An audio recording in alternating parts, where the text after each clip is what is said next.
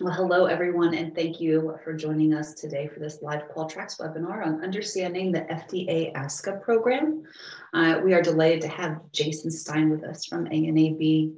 So today what we're going to really dive into is we're going to review the accreditation scheme for a conformity assessment, or ASCA, pilot program launched by the FDA. So we'll review what that program is, talk through the requirements for program participation, the benefits of participating, overview the basic safety guidelines and the biochemistry guidance.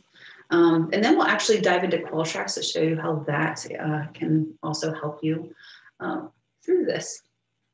So before we get started, I do want to go through some housekeeping items. Number one, this will be recorded. So if you ever want to watch it again, you have to jump off early or you want to share it with other team members. Registering for this, you will automatically get a recording of it so you can watch it at a different time as well. Also, we will have a question and answer session towards the end of the presentation. So as questions pop up in your mind, feel free to put those in the Q&A section of the Zoom webinar at any time. We'll be monitoring those and make sure to go through them in detail at the end of the presentation today. My name is Karen Biaga, and if you've attended one of our webinars before, you have probably heard my voice. I'm an account executive here at Qtracs. Because we do have a mix of attendees today, I'll just tell you a little bit about who we are. Qtracs is a compliance software platform specifically designed to manage quality initiatives. Organizations use Qtracs when they're looking for help reducing and eliminating the burden associated with manual processes or even paper-based systems that you see with quality management. We've been around since 1993. Our parent company was actually pursuing 9001, and they were looking for a way to streamline that process. And so when they started going through that process, they quickly realized that details were going to get missed if they didn't have something automated to track those. And so they started building from scratch the framework that would ultimately become Qtracs. They crushed their audit, and the auditor says, hey, this is something that you should be sharing with others in the industry. And so that's what we started doing. Today, more than 28 years later, we are a leader in compliance and quality in the industry, and we're happy to count several accrediting bodies as our customers, including today's presenter, ANAB. So let me introduce you to Jason. So Jason is in charge of accreditation activities relating to testing laboratories and supporting programs accredited by ANAB. He has worked for ANAB and has been qualified as a lead assessor for over 15 years, performing hundreds of assessments. Jason has a degree in medical engineering technology from Purdue University and over 10 years of technical experience working in various accredited testing laboratories prior to ANAB.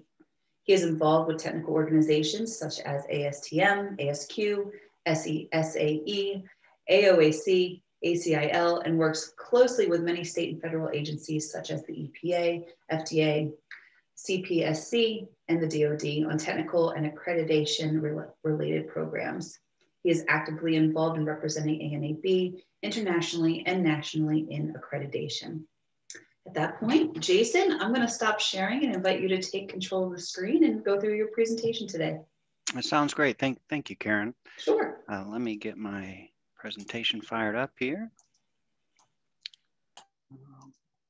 Screen 2.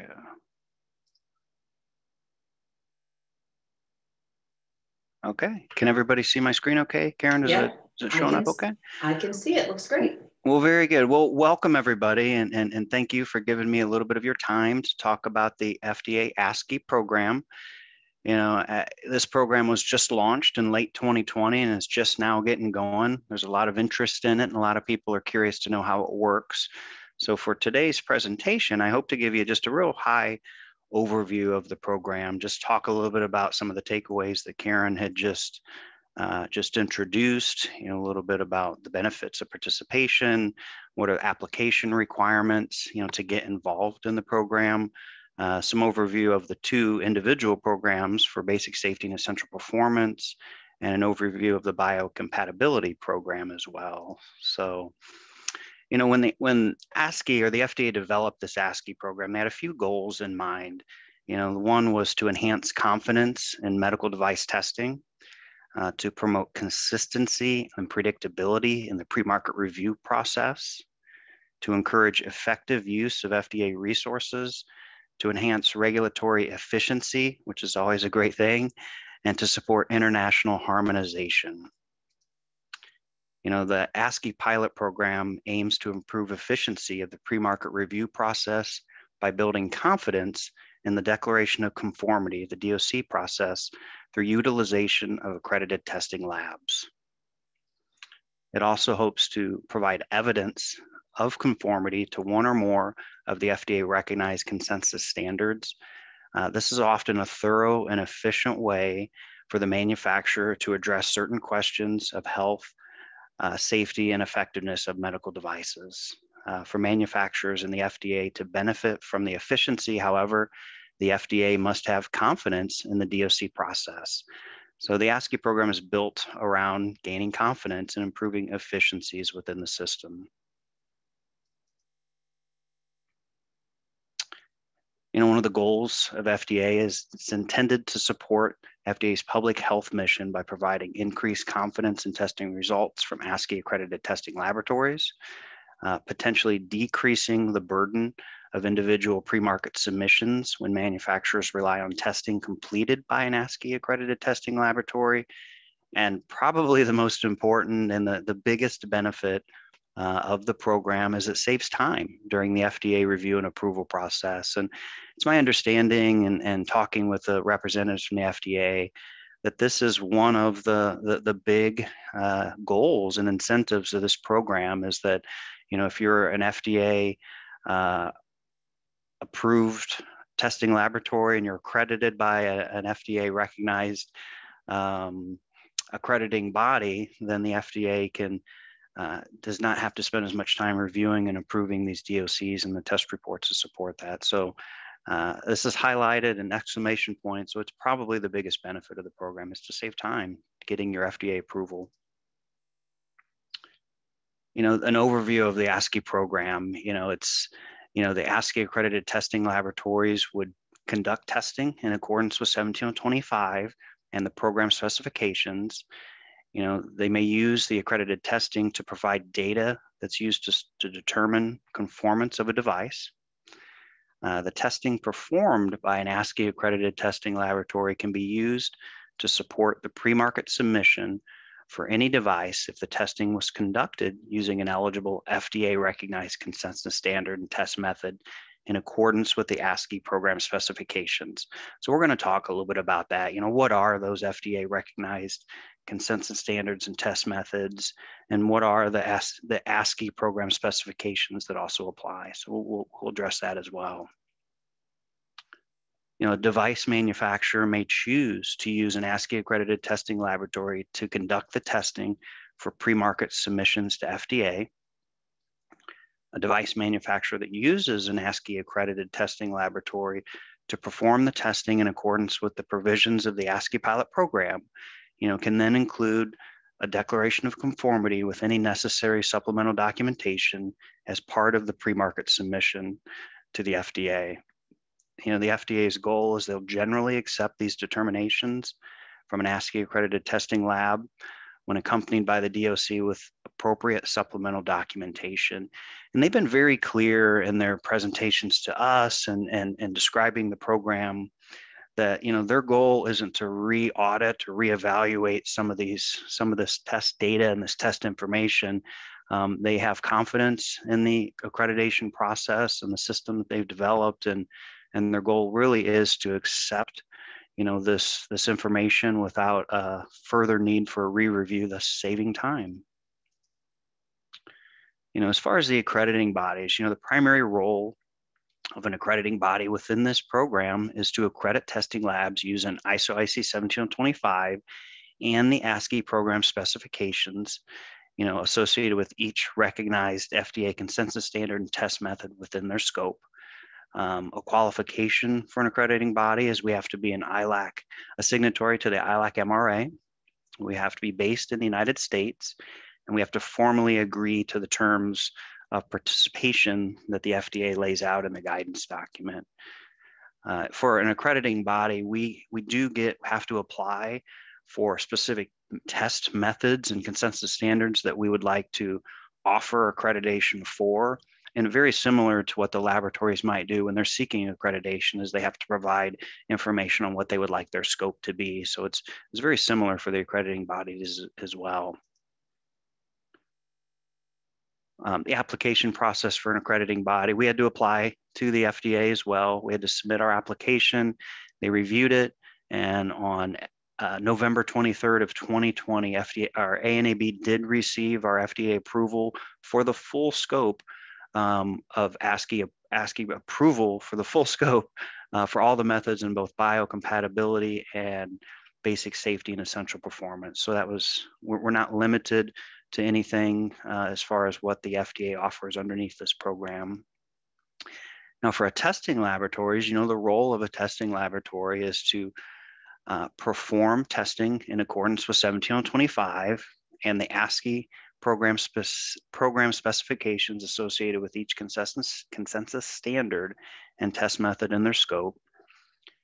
You know, after the testing is complete, you know, the accredited lab would provide the information listed in the relevant program specifications to the device manufacturer for them to use, you know, in their FDA submission.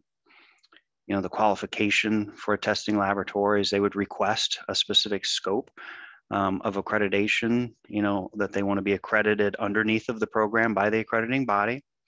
Once they became accredited, you know, for a very specific scope, they would apply to the FDA to seek FDA approval for the ASCA program as well. So for a testing laboratory, it is really a two-part process.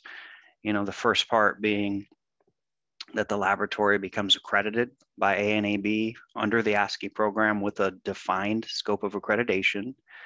Once the laboratory has received their accreditation from ANAB, they would then fill out an FDA application to be approved by the FDA under the ASCA program. The FDA would review it and then notify the laboratory of the approval. So that process right now is still taking place. The FDA has not issued their first list of ASCA approved laboratories yet. I can say that ANAB has successfully accredited several laboratories through the process, which then allowed them to apply to the FDA to get FDA approval under the ASCA program. So I believe that early April, you know, timeframe is when the first list of approved laboratories would come out with the FDA, but they do intend on continually accepting applications. It's not just a one-time deal. So if you haven't got your application in, you still have time. You know, as far as the ASCA pilot program, the specific requirements are defined in 3 different documents. You know, these documents describe how the accrediting bodies, testing laboratories, device manufacturers, and the FDA participate in the program. It lists the FDA-recognized consensus standards that are included in the program. It lists the specific FDA requirements, and it also defines and identifies the recommended pre-market submission content specific to FDA-recognized consensus standards. So after, you know, the final piece of this process is to, you know, submit the data and various information to the FDA so that you can get your medical device approved. The first document that's part of the program is the general program guidance document. You know, so this document defines just what the program is, why the FDA developed it, what are some of the goals of the program, roles and responsibilities of both the accrediting bodies, the labs, the device manufacturers, has policies and procedures about qualification, application process, FDA audit, suspensions, you know, various things like that. And then it also has 2 technical programs that support that. So the general guidance document kind of blankets the whole program. And then depending on who you are, you know, what type of a laboratory you are, if you're a basic safety and essential performance laboratory, you know, this is the guidance document that would apply to you. If you're a biocompatibility testing laboratory, that's the one that would apply to you. And we're going to talk about both of those as well. So the first program, which is a very, you know, distinct program, it's the basic safety and essential performance. And, you know, the title of the document is here. It's a long, drawn out title to a document, but this is the official name of the document. It is publicly available on the FDA ASCA Pilot Program website. If you just Googled, FDA ASCA, it should pop right up, and you should be able to see the FDA's website that has all kinds of good information that'll help you understand the program and know what you need to do if you're a laboratory or device manufacturer. So I think they did a pretty good job of organizing their information and having it available to you. So this first document, we're going to talk a little bit about what's in this basic safety and essential performance requirements document. As I said, the program is very specific to a set of consensus standards that the FDA has approved for use within this program. For this basic safety and essential performance program, there's over 60 standards approved. It's the IEC 60601 and 80601 series of standards that applies to devices used in patient care settings. It's the 610-10-1 series that applies to devices used in laboratory settings, and the 60601 and 80601 series, which includes close to 100 particular standards with safety requirements specific for types of devices such as clinical thermometers, infusion pumps, infant incubators, and laboratory centrifuges. The FDA had chose these standards because they're used in the majority of the premarket submissions for electrically powered medical devices to support device safety. The standards take an all hazards approach to device safety, encompassing electrical and mechanical radiation hazards, among others, in addition to hazards posed by the environment of use. So the FDA was very conscious in the decision on which consensus standards they would allow as part of this program. They wanted to use kind of the most common ones and the most used ones first, but they did indicate, if this program succeeds and as it grows, that they would definitely add more standards to be included in this program in the future. In addition to defining the specific standards that do apply, for the basic safety program, they've also added in specific 17025 extras, is what I call it. So there are additional requirements on top of what ISO IEC 17025 already provides, and it would already be required within the accreditation program. And they've defined some extra requirements that center around impartiality, personnel, the qualifications of personnel and expectations that go around the personnel and the people, performing the testing and doing the work, the equipment, the review of requests and contracts, selection, verification, validation of methods, and reporting of results. So they did a very good job of when they did add in these extra requirements that follow along within 17025, they've inserted them right in the flow of the standard itself. And so when you do look at that basic safety and essential performance guidance document, and you do need to understand these extra requirements that they put in place, they do flow along with the standard itself. So I think it seems pretty straightforward and easy to understand what the FDA expects and what those extra requirements are. As part of the program, the FDA has also included requirements for the accrediting body assessment. For this particular program, we're required to assess a sample of the ASCA program scope of accreditation at least every 2 years. Similar technologies and methodologies may be grouped together. And in this case, laboratories could have many methods, and it just isn't practical to actually assess each one individually from beginning to end. So they did understand that, and they've allowed the accrediting body to use a sampling technique to group like methods together and similar items together during the assessment process. It's expected that as this program moves forward, ANAB would focus on the ASCA program during the reassessment years, but it may change depending on when a laboratory comes in, when they've added the program as part of their accreditation. The second program that's part of the ASCA pilot is biocompatibility testing. Again, the requirements are defined within this specific document. It's available, publicly available on the FDA's website. If you just Googled it, you should be able to find it, but it lays out the specific requirements that they have for laboratories and device manufacturers that are participating in the program for the biocompatibility side. The biological evaluation assesses biocompatibility related risks of medical devices with direct and or indirect contact with human tissue.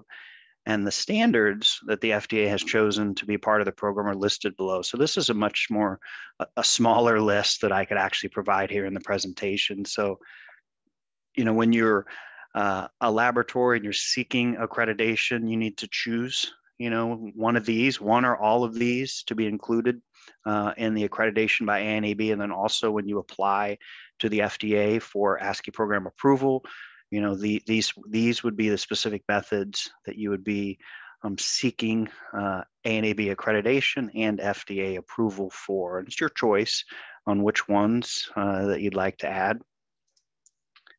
And it's same as the basic safety and essential performance program, the biocompatibility program also has additional requirements that the FDA has added on in addition to 17025. So they've added some extra requirements for impartiality, for personnel and qualification of the personnel. There's very specific requirements. I think of all the extras, this section for the biocompatibility program is quite significant, with just detailing, the FDA's expectations on the people within the laboratory, the technical people and the that are running the laboratory and doing the testing work, facilities and environmental conditions,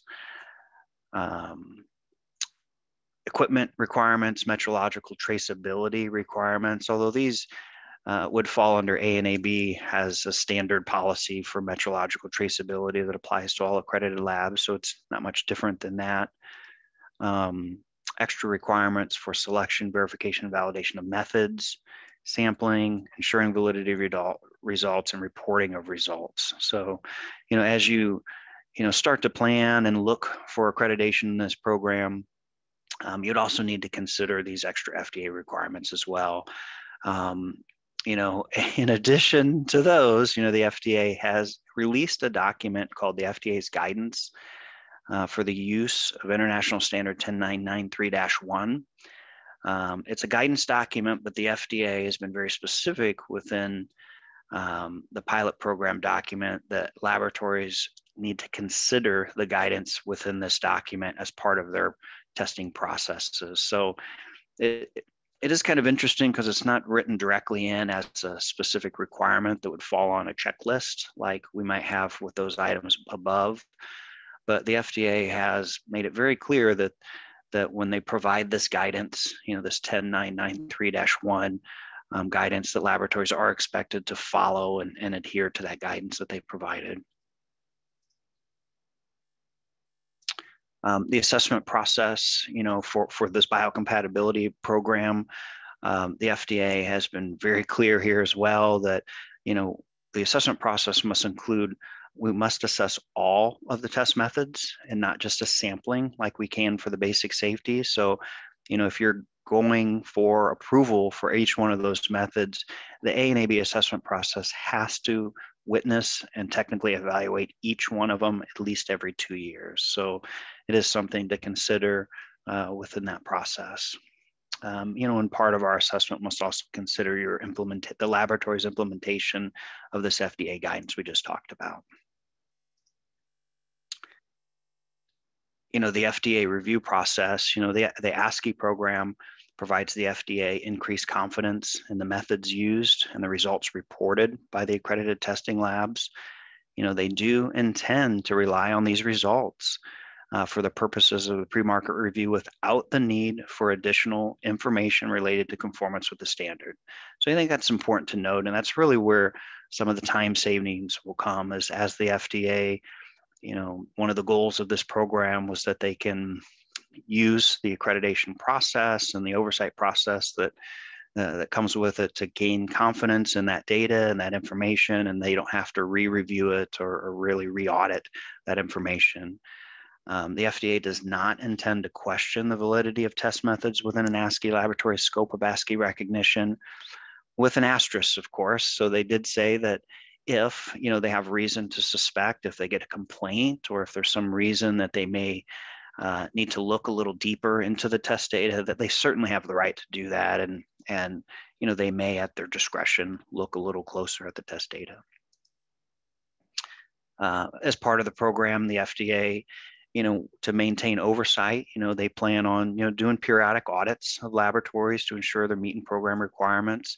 The most common way that the FDA would stay in tune with what's going on would be just the review of the ANAB assessment reports. If requested, we would provide the assessment report to the FDA for them to review. If they wanted to look a little closer at the process and how it's working, they may want to observe an ANAB assessment just to see the process, see how it works, maybe see what's going on. But then they also, as kind of a last option for them as well, they may perform an on-site audit themselves. So they had said they hope that's a very rare occurrence, but these are the three options that the FDA has and would use within this program to really maintain direct oversight over the activities of the program. And that's all that I have. I just want to thank you for your time, today, and listening to a little bit about the ASCII program. I'd also like to thank Qtracs for hosting this wonderful event and giving me a few minutes to talk about the program. ANAB does use Qtracs software to manage several key processes for our quality system operations. And I can say from firsthand experience that it works great. We really enjoy it, and it really helps us a lot. If you have any questions or you're interested in applying for ASCII accreditation, you can please feel free to contact me through my email address there. I'm happy to talk in more detail about it. And if you have any specific questions now, I think Karen will field them through the Q&A message board. So I'm happy to answer any questions that you may have now. Awesome. Karen, I'll go ahead and stop my sharing and hand it back over to you, if that's okay. Absolutely. Okay. Oh, and thank you so much, Jason, for that shout out. That was very, very kind of you. Yeah, you're welcome. All right. And what I will do is start sharing my screen. So yes, Jason is correct. We're going to do some question and answer sessions here in about 10 minutes. I can see that we already have some really great questions coming in. So definitely keep them coming, and we'll make sure to get to those here quickly. So at the end of the day, if there's anything that about Qtracs, our software speaks very well to ISO IEC 17025. When you look at our customer base, actually about 50% of our customers are laboratories. And then we also have accrediting bodies, like Jason mentioned, like ANAB, that uses the software themselves.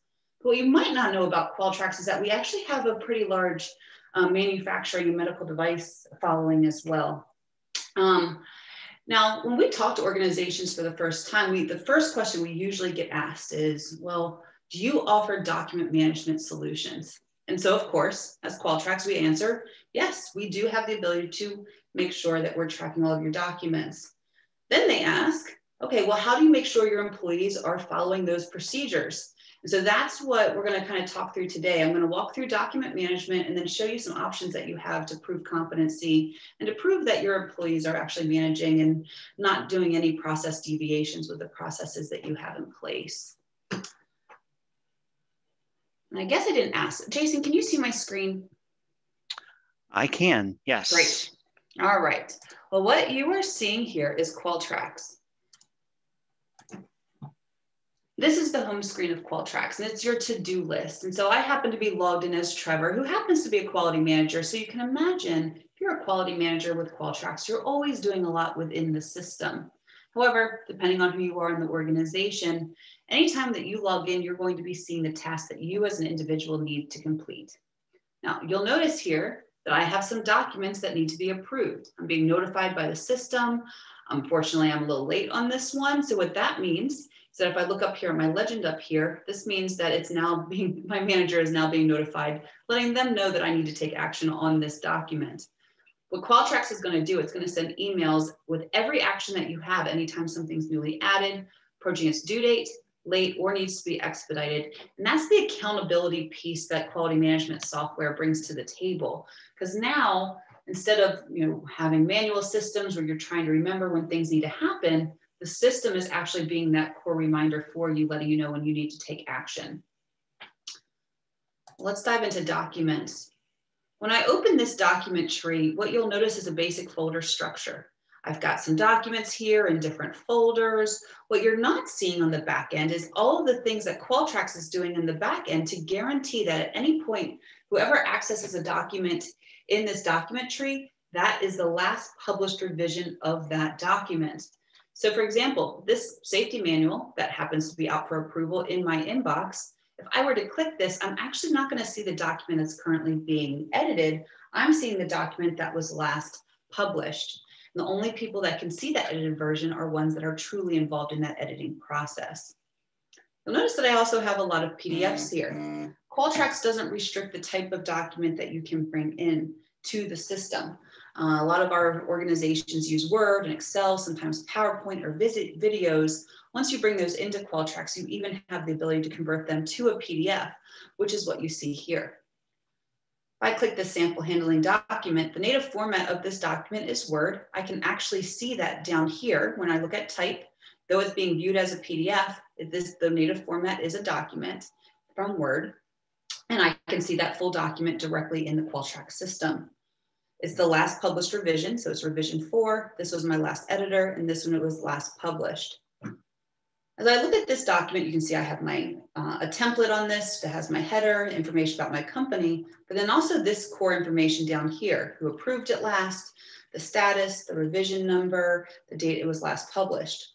All of this is being automatically controlled by Qtracs. So every time there's a new edit, this information will automatically get uploaded to the new document revision for you, so you don't have to do that manually. If you have edit permissions on a document, in this case being Trevor and the quality manager, I have edit permissions on this document. I have an edit button up here at the top.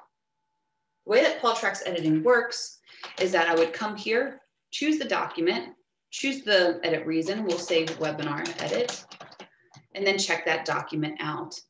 What Qtracs is doing is preparing my document, converting it from a PDF to a Word file. I'll warn you, I've got a lot of screens that I'm using. So as soon as that Word file is available, I'll bring it over. Here it is. I would hit enable edit. And at this point, I can start making edits to this document.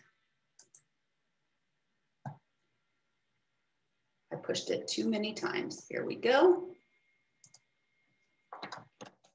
So I'm making edits to this document. Maybe I'm updating it because we've made some changes. You'll notice that it's actually tracking my changes here. We utilize track changes with Word. So as I'm making my edits and adding comments to this document, I'm actually tracking exactly who I am, what I'm doing, why I'm doing it, and so on. At this point, let's pretend I've edited the whole document. All I would do is come hit File, hit Save, close that document, and then come back into Qtracs and hit Check-in. And that is all you would have to do. At this point, the document is going to be checked into Qtracs, and you get to choose what the next step of that process is. When we're asked if we can manage the full life cycle of the document, this is actually the diagram that your documents would go through if they're controlled SOPs. So you have a document that's created, at some point it's edited, just like we showed you. Then you have options. You can send it out for optional review for people to give feedback, or send it out for approval. If it's rejected, we're requiring why. Or if it's published, old published revisions will automatically be retired and watermarked and only available to key members to have access. Every time you see an arrow in this document, I want you to think about email notifications and inbox notifications, because what Qtracs is going to do is let team members know when they need to take action within this process automatically. Just by you clicking the button that says approve, you would be able to send it out to the people that are required to approve documents so they can take action. Qtracs will then remind them over and over again until they get that done to make sure that they stay on time with your process that you have in place. Now, this publish step that we have here, let's pretend that we publish a document, and now you want to make sure that everybody in the organization is now familiar with that new published SOP.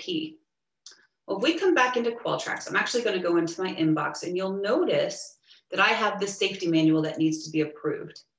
Well, if I'm approving this document, I would come here, I would say that this is the draft, all the changes that were made, and review that. And I'm like, yep, this looks good, I want to approve it.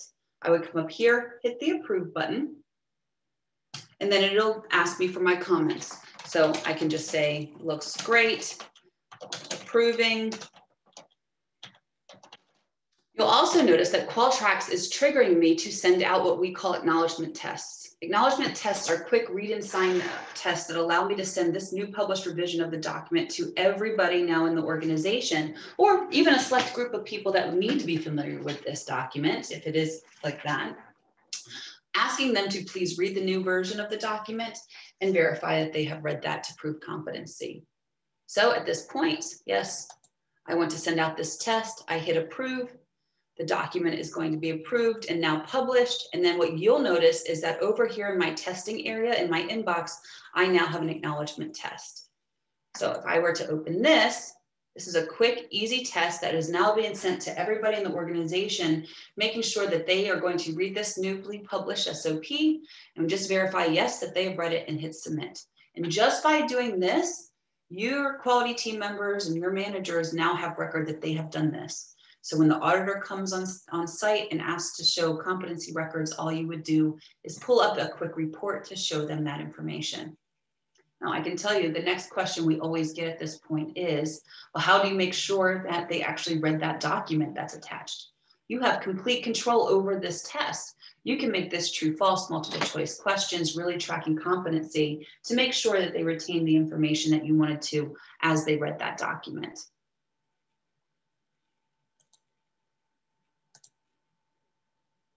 Now, there's another way in Qtracs to make sure that your employees follow the processes that you are putting in place with Qtracs. So think about this scenario.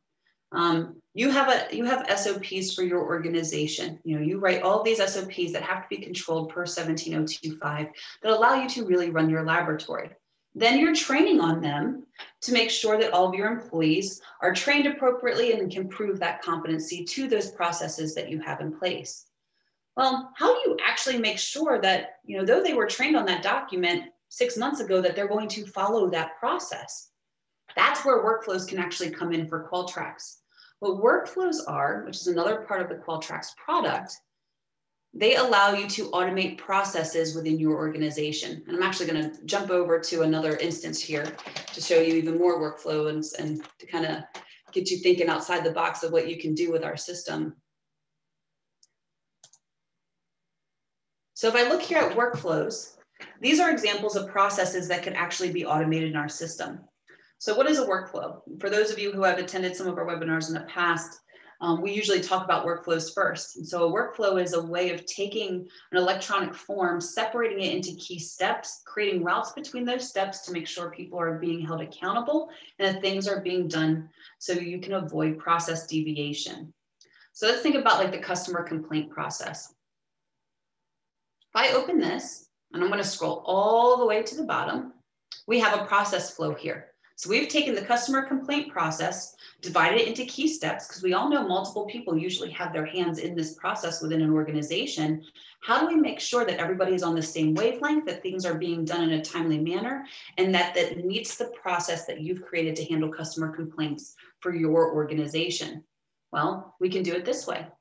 So in this first step, the customer complaint is received. What information do you need for your organization to process a customer complaint? In Qtracs, you have complete configurability options for the information you're collecting. So complaint was made by Karen, who came from Qtracs maybe. Contact information, you would put the complaint's contact information in here. Complaint taken by, date of complaint, sections or departments, and so on. All this information would be collected. And once it's collected, you would hit submit. At this point, it's automatically going to get processed and sent to the next appropriate person in line. They can read the information that was submitted in the complaint and determine what the next step of the process is. Well, does this complaint have merit? If this is a customer complaint that keeps coming in that you need to dive into further, then maybe that is something that would need to go to root cause investigation. Who's going to be responsible for root cause investigation? Here's a list of different departments and individuals that would need to dive into why this happened. You know, if this had something to do with the product that you are selling, well, then maybe that's going back to the product team to just to determine, you know, what happened with that product. Why is there a customer complaint coming from that? In this case, we'll leave it with Trevor, so it stays with me. And at that point, it would be submitted to root cause investigation. If something is going to root cause investigation, you start diving in, you might actually find that a non-conformance is necessary. So this is a way to actually say, yes, corrective action is required, and then date that information about the non-conformance, so you have all of that in one location for that corrective action request. If I scroll down here to the bottom, if you're looking at this diagram, you might actually notice that at root cause, we have the ability to launch a corrective action request. You'll notice in some of our workflows that corrective action requests can come from proficiency tests, they can come from internal audits or external audits, they can come from customer complaints, or just from basic non-conformances.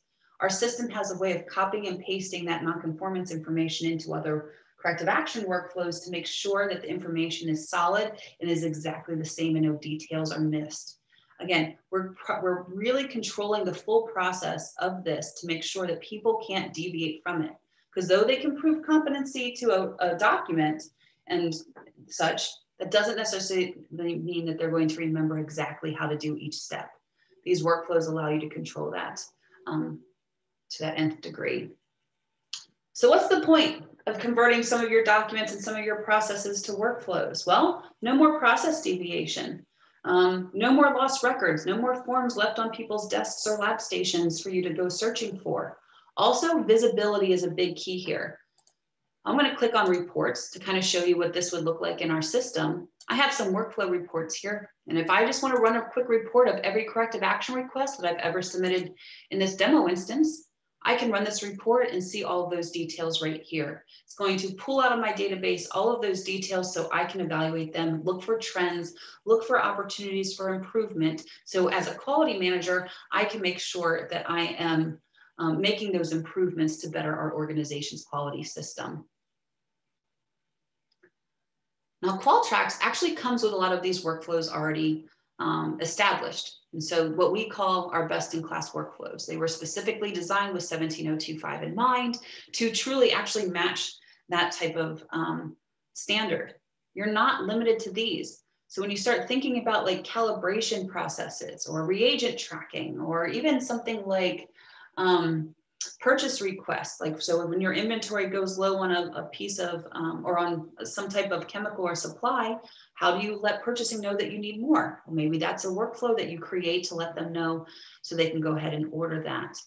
Even examples like that are things that you can do in our system as well. I think when you ask our customer base, a lot of them get some value out of being able to take some of those SOPs that they've created and just create them into workflows just to make the efficiency of them go a lot, make them go faster, but then also make sure that they're controlled.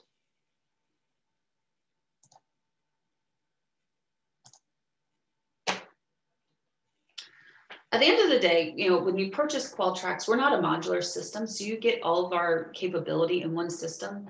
So document management, workflows, testing and training, and reporting. I would say though that Qtracs is definitely more than software. I think if you ask any of our customer base, we have a very big following, and we put a lot of effort into our customers to make sure that they're happy with our product. We have about a 97% customer renewal rate and about a 104% customer retention rate. We're some things that we are extremely proud of, and we put a lot of energy into our customers to make sure that they get the most out of their investment. We ourselves are ISO 9001, so quality is always at the top of mind. We use our own product. We've been around for about 28 years. And at the end of the day, we just really want you to get the most out of Qtracs. Well, at this point, I see that we have lots of questions. And so, Jason, I'm going to ask you to jump back in and we will start going through some of these questions. Yeah, you bet. All right. Well, the first one that came in pretty early was from George. Hi, Jason. Does the ASCA program require that the accredited testing lab be independent of the manufacturer, or are captive labs able to use docs for products or DOCs for products made by their parent? Yeah, this is a great question, and it's one that was asked, in the development of the program. The FDA was asked the same questions, and they do not restrict that the laboratory be independent from the manufacturer, or that captive labs are excluded from the ASCI program. 17025 has a fair amount of requirements that are included in it that has to do with impartiality. And then the FDA has added some extra requirements as well onto that. So if you are a captive laboratory, or you're not necessarily independent of the manufacturer, the assessment process will look closely into that, just to make sure that the lab can operate in an independent way, even though that they are part of the device manufacturer. So it isn't, unusual within accreditation for an accredited lab to be a captive laboratory within an organization. But the FDA has not excluded those labs from this program. So you can be part of it. Great. And the reason why George was asking was, is the terminology declaration of conformity, which can include supplier's declaration of conformity. So I just wanted to add that as well. Reason for asking is the terminology. Is the terminology? I'm not sure. I understand the answer for that one. So Karen, if it's okay, maybe I could, if George has a question, he could email me privately, and I'm not sure I fully understand it to give a good answer. So I'm sorry about that, George. Yeah, sometimes in these webinar settings, it's hard to understand the full question. So I will make sure that you get connected with George. Great question though, thank you. Here's another one. Jason, quick note on standards. The list in the basic safety document is incomplete. Labs should refer to the FDA's recognized consensus standard database and check the included in ASCA PILT box for the current list. Yeah, and this is a good point. So within the guidance document for both the programs, the basic safety and essential performance, they've listed the consensus standards that would apply, but it was noted early on that there may be a few exclusions. And so if you go to the link that the FDA provides within those documents, it'll give you the list, the full list of consensus standards, that are included, in it. So I'm not sure right offhand what it is, but Randy is the program manager for ANAB for the Basic Safety and Essential Performance program. So he would definitely know. And I think the safest thing to do is just to go to that FDA ASCI website, click on the link and just verify that the list of what standards are included in this program at this moment. Great. That's a good point. So after your lab has been accredited for biocompatibility, is there a specific form to use when applying to the FDA, or you just send them an example of your SOPs, protocols, test reports, et cetera, for tests in your scope? Yeah, that's a great question. And so when you do get accredited by ANAB under the ASCI program, we provide you with the scope of accreditation, and within the scope, it's very clear as to what methods are that are included as part of the ASCI program. So you can be a laboratory that does many things, but you only want to be accredited for these 5 methods under the biocompatibility program. So what we do is we can accredit your laboratory for everything that you would like. And then, we do highlight on the scope of accreditation the methods that are specifically part of the ASCI program. And then what you do as a laboratory is you take the guidance document that I mentioned in the presentation, the general kind of overview guidance document. It provides application submission requirements for laboratories. So you would simply just open up that guidance document, scroll down to the bottom, and there's a section that says, hey, if you're a laboratory and you want to apply to the FDA for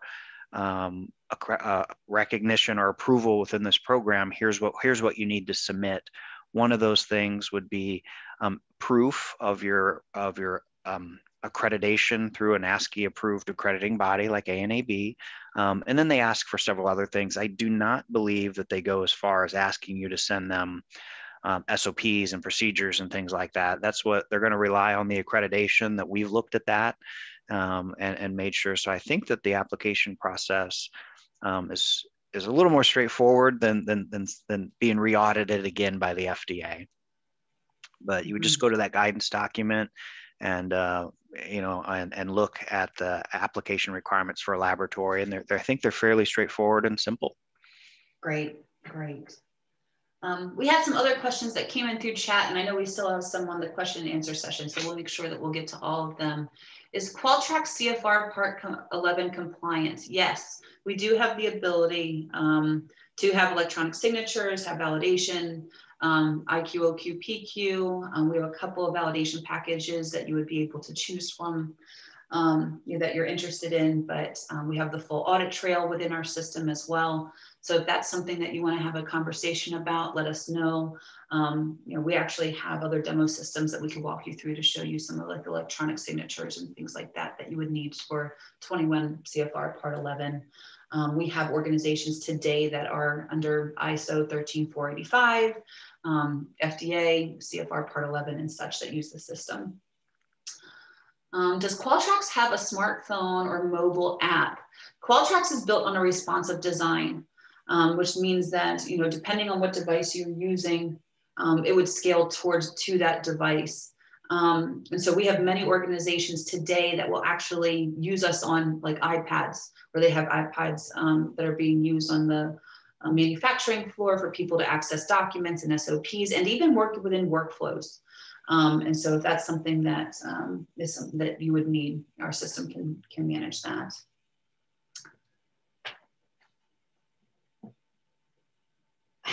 Here's for non-US Caribbean manufacturers of medical masks will be eligible for the ASCA program for our pre-market submissions. So will they be?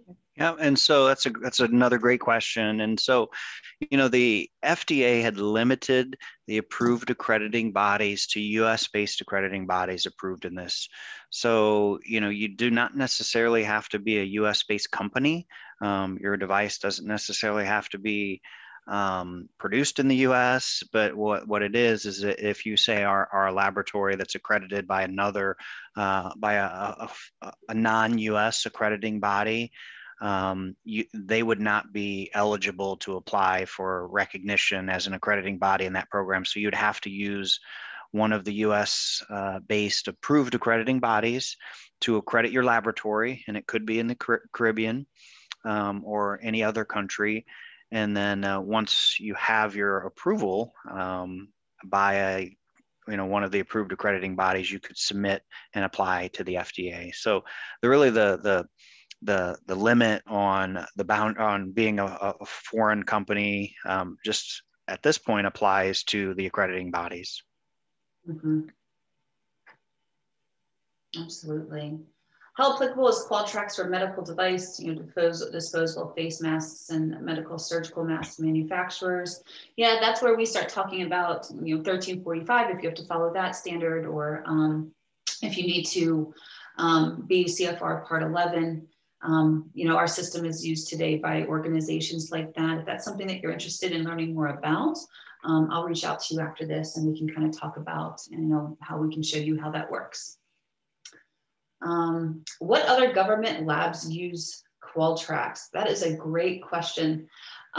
So in terms of government organizations, we actually have a lot of government laboratories and government agencies that use our system. So we're talking everything from county public health departments and laboratories for agriculture and forensics, all the way up to federal agencies that are using the system today. Like they have, let's see, I am drawing a blank. We have, I believe, 10 federal agencies that use Qtracs today. So like, I believe the Secret Service does, I believe the FBI does, organizations like that. So I can always happy to kind of talk you through that. Jenny, I see your next question that, I see the next question that you have is about tracking security. Are you asking about security for Qtracs from like a hosting standpoint? Like, do you have specific security requirements that you would need to follow?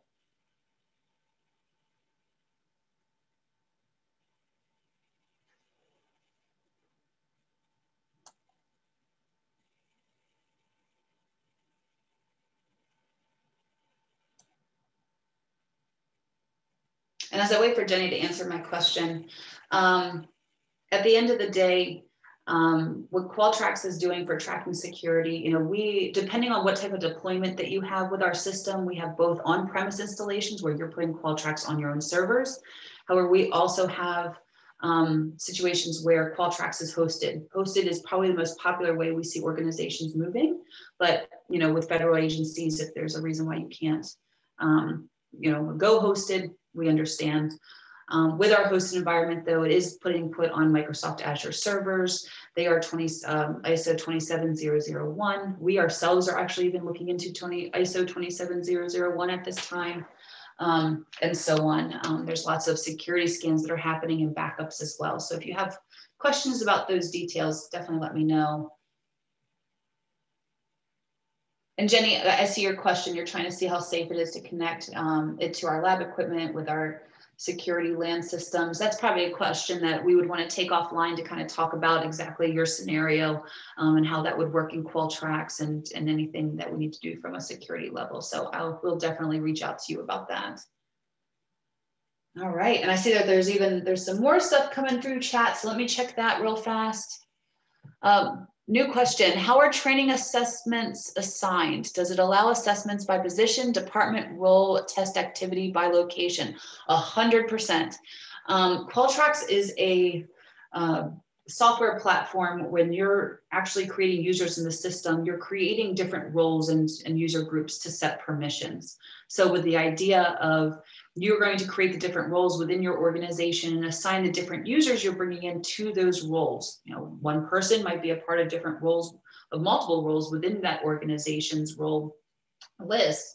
But at the end of the day, if you assign the tasks to the roles, anytime there's movement within the organization or you're hiring new people, you can easily get some of those trainings automatically sent to those individuals by the system.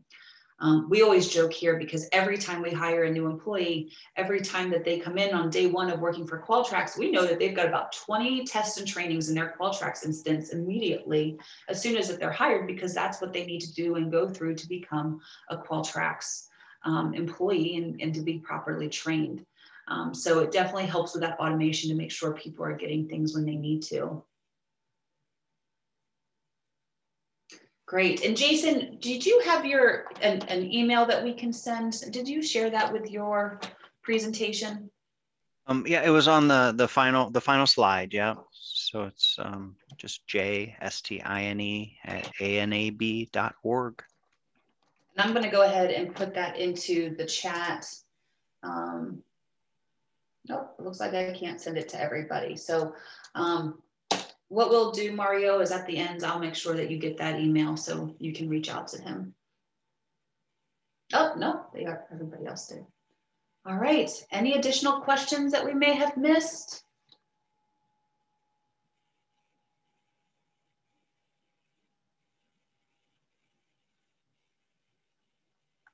All right, well, everyone, thank you so very much. These were some wonderful questions. We're very excited to be able to dive into this a little bit deeper and get you some information on this program. Jason, thank you so very much for your time and diving us into the ASCA program. And I'll leave it to you. Is there anything else you would like to say before we jump off? No, I think we're good. Thank you very much, everybody. Thanks again. All right. Everybody have a wonderful day, and I hope you enjoy the rest of your week. Bye-bye.